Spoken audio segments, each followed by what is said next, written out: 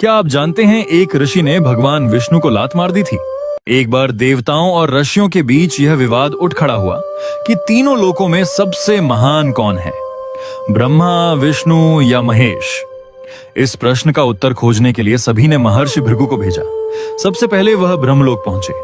वहां ब्रह्मा जी अपनी सृष्टि रचना में इतने व्यस्त थे कि उन्होंने भृगु ऋषि का स्वागत नहीं किया। इससे नाराज होकर भृगु ऋषि वहां से चले गए। फिर वह कैलाश पहुंचे।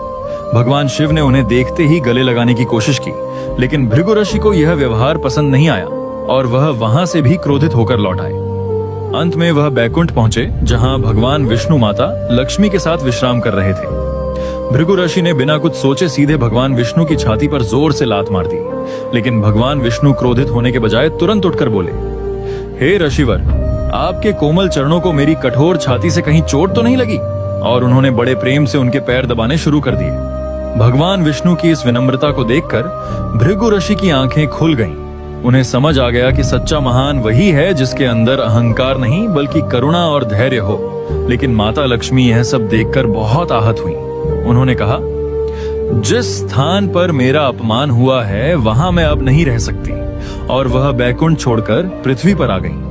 माता लक्ष्मी के वियोग में भगवान विष्णु भी पृथ्वी पर आकर तिरुमला की पवित्र पहाड़ियों में श्रीनिवास के रूप में रहने लगे। वहीं आगे चलकर उनकी भेंट राजकुमारी पद्मावती से हुई और दोनों का विवाह हुआ।